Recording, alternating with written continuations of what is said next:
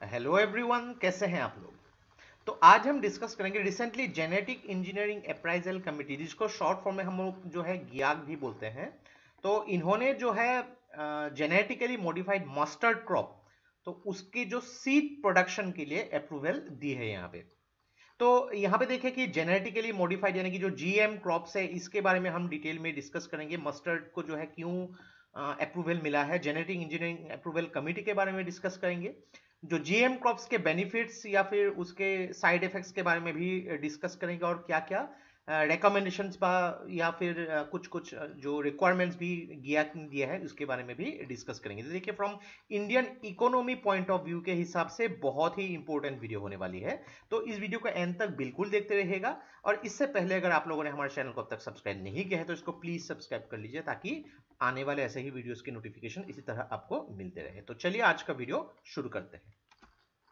तो recently genetic engineering appraisal committee ने approve किया है कि जो जेनेटिकली मॉडिफाइड मस्टर्ड है उसकी जो सीड प्रोडक्शन, तो देखिए कॉमर्शियल रिलीज इसकी की जाएगी, लेकिन उससे पहले जो है सीड प्रोडक्शन की अप्रूवल मिलनी चाहिए। बिकॉज ये बहुत ही एक लीगल इशू हो सकती है अगर इलीगली किसी ने विदाउट परमिशन, विदाउट अप्रूवल उसको मॉडिफाई करके उसको कॉमर्शियली रिलीज करके या फिर उसके फार्मिंग वगैरह स्टार्ट कर दिया, तो ये लीगली एक पेनल्टी भी लग सकती है या फिर कानूनन इसको जो है जुर्म भी माना जा सकता है। तो इसकी अप्रूवल जो दिया जाता है जेनेटिक इंजीनियरिंग अप्राइजल कमेटी के द्वारा।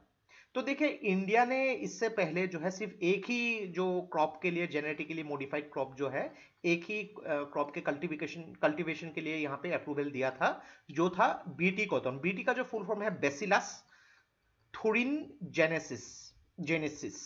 तो ये जो है आप नाम थोड़ा देख लीजिएगा।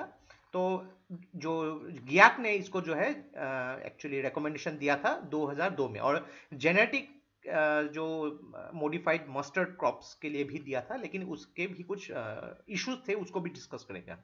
तो एक्चुअली देखिए, 2002 में जो गियाक ने जो है बीटी कॉटन की कॉमर्शियल कल्टीवेशन के लिए जो है 6 भारत के स्टेट्स में अप्रूवल दी थी। बिकॉज हर जगह तो कॉटन की खेती नहीं होती है, थोड़ी सी ब्लैक सॉइल होनी चाहिए, तभी जाके होती है। तो देखिए 2007 में, इससे पहले जो है गियाक ने जो है बीटी ब्रिंजल के लिए भी कमर्शियल रिलीज कर दिया था, लेकिन इसको फिर 2010 में जो है ब्लॉक कर दिया है। तो अभी जो है, इससे पहले सिर्फ एक ही जीएम क्रॉप इंडिया में अलाउड है, बीटी कॉटन। और अभी जो है जो बीटी मस्टर्ड जो है, इसको अप्रूवल मिल चुका है। थोड़ा इसके बारे में भी डिस्कस कर लेते हैं कि जीएम मस्टर्ड होती क्या है। तो ये जो मस्टर्ड, इसका जो नाम है धारा मस्टर्ड हाइब्रिड, इसका शॉर्ट फ्रॉम DMH11। तो ये जो है इंडिजिनियसली डेवलप्ड ट्रांसजेनिक मस्टर्ड, यानी कि थोड़ी जीन में ऑल्टरेशन करके इसको अलग जेनेटिकली मॉडिफाइड एक पैटर्न में इसको जो बनाया जाता है। टेक्निकल एस्पेक्ट्स में हम इसको डिस्कस नहीं करेंगे, ऑलरेडी मैं एक बार कर चुका हूं जो जेनेटिकली मॉडिफाइड क्रॉप्स को कैसे जो है टेक्निकली डेवलप की जाती है। लेकिन यहाँ पे हम लोग इकोनॉमिक एस्पेक्ट के हिसाब से डिस्कस करेंगे। तो देखिए, ये एक जेनेटिकली मॉडिफाइड वेरिएंट है ऑफ हर्बिसाइड टॉलरेंट मस्टर्ड का। ये तो HT का फुल फॉर्म भी आपको याद रखना है। तो एक्चुअली 2017 में ही गिएक ने जो है कॉमर्शियल अप्रूवल दे दी थी जो HT मस्टर्ड क्रॉप के लिए, लेकिन देखिए सुप्रीम कोर्ट ने इसमें स्टे लगा दिया था। तो देखिए कितनी एक ज्यादा बड़ी इशू हो सकती है। सुप्रीम कोर्ट ने यहाँ पे इशू लगा दिया था और बोला था कि सेंट्रल गवर्नमेंट को पब्लिक ओपिनियन की जरूरत है। तो देखिए, ये जीएम मस्टर्ड जो हम लोग अभी सोच रहे हैं, तो इसकी यूज क्या है कि देखिए, भारत अपने जो एडिबल ऑयल में सिर्फ 8.5 से लेके 9 मिलियन मैट्रिक टन ही जो है, मिलियन टन जो ही है हर साल प्रोड्यूस करती है। लेकिन 14 से लेके 14.5 मिलियन टन जो है भारत जो है उसको जो है इंपोर्ट करना पड़ता है। तो एक चीज देखिए कि जीएम मस्टर्ड क्या ज्यादा से ज्यादा क्रॉप देगी और इंडिया को ऑयल प्रोडक्शन में काफी हद तक सेल्फ रिलायंट बना सकती है, और फॉरेन एक्सचेंज भी इंडिया की सेव हो जाएगी इससे। तो थोड़ा सा एडवांटेजेस और डिसएडवांटेजेस भी डिस्कस कर लेते हैं। जो जीएम क्रॉप्स है, पेस्ट हो गई या फिर अलग अलग जो प्रॉब्लम से यहाँ पे जो है इम्यून होती है, हेल्थ रिस्क जो होती है पेस्टिसाइड्स की वजह से जो प्रॉब्लम्स होती है वो नहीं होती है।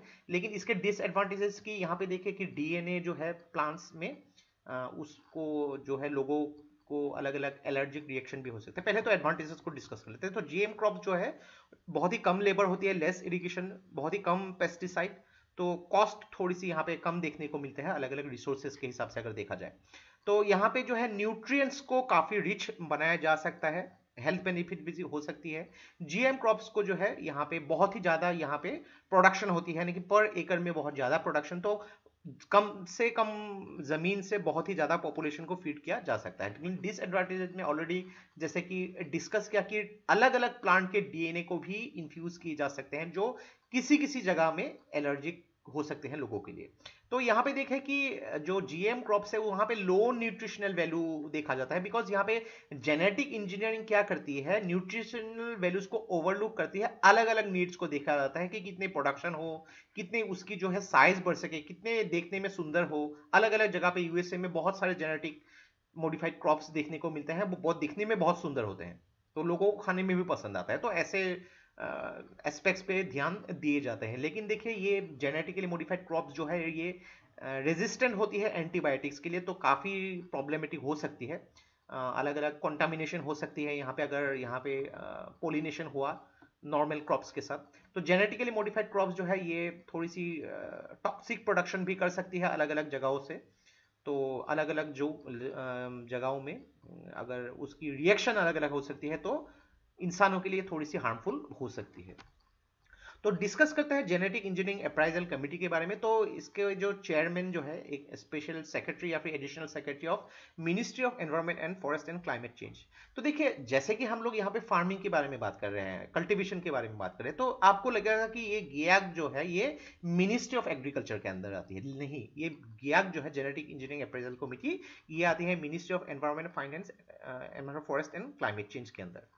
तो ये बहुत ही इंपॉर्टेंट है। और इसके को चेयर जो होती है यहाँ पे डिपार्टमेंट ऑफ बायोटेक्नोलॉजी के एक रिप्रेजेंटेटिव होते हैं।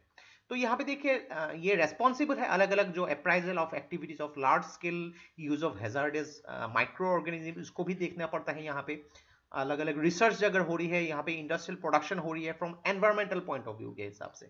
और जेनेटिक इंजीनियरिंग अप्राइजल कमेटी की सबसे ज्यादा रेस्पॉन्सिबिलिटी होती है कि कुछ भी प्रपोजल्स आए, कुछ भी अगर ऐसे क्रॉप्स के बारे में रिसर्च हो रही है तो उनको स्टडी करके एनवायरमेंटल प्रोटेक्शन, एनवायरमेंटल फील्ड के हिसाब से देख के उसको अप्रूवल देना। अगर अप्रूवल नहीं दिया तो वो जो है आगे नहीं बढ़ सकती है। तो ऐसा नहीं कि यहाँ पे एक इंस्टीट्यूट ने खुद से ही कुछ मॉडिफाई कर लिया genetic engineering, genetically modified crops, और उसको जो है यूज करने लग गए और फार्मर्स भी उसको देखे कि बहुत ही लाभ आ रहा है। तो ये ऐसा नहीं हो सकता है, तो ये जो है इलीगल है इंडिया में। तो कुछ कुछ रिक्वायरमेंट्स जो GIAC ने प्रपोज किया था, जैसे कि यहाँ पे अलग अलग फॉर्मुलेशन ऑफ हर्बिसाइड को अगर उसको प्रैक्टिस करना है तो अंडर कंट्रोल और स्पेसिफिक कंडीशंस में करने होंगे। यानी कि देखिए एक सेम क्रॉप चाहे वो GM हो, उसको एक अलग जगह पे उसकी जो प्रोडक्टिविटी अलग हो सकती है, एक दूसरे सॉइल क्वालिटी में उसकी प्रोडक्टिविटी अलग हो सकती है, तो उसको बहुत ही स्पेसिफाइड कंडीशंस में कंट्रोल एनवायरनमेंट में उसको टेस्ट करना पड़ेगा पहले। तो any kind of formulation of the herbicide ये फार्मर्स के फील्ड में इमीडिएटली परमिटेड नहीं है विदाउट पायलट टेस्ट। उसको टेस्ट करना पड़ेगा अलग अलग तरीके से, फिर ही जाके परमिशन देनी पड़ेगी, और इसके लिए लीगल जो ऑब्लिगेशन भारत में मौजूद है।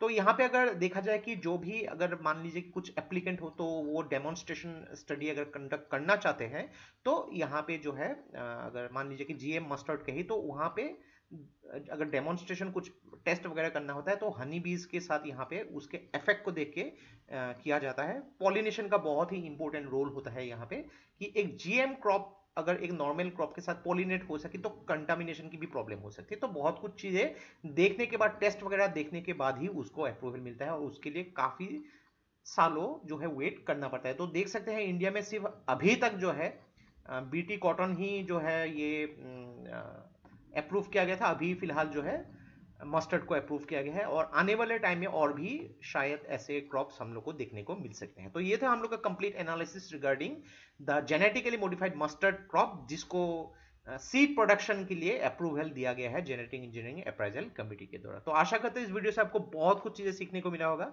और ये वीडियो अगर आप लोग को अच्छा लगे इसको प्लीज लाइक कीजिए, इसको सब्सक्राइब कीजिए, इसको शेयर कर दीजिए। तो आज के लिए बस इतना ही। देखते रहिए study rise. Take care, thank you and Jai Hind.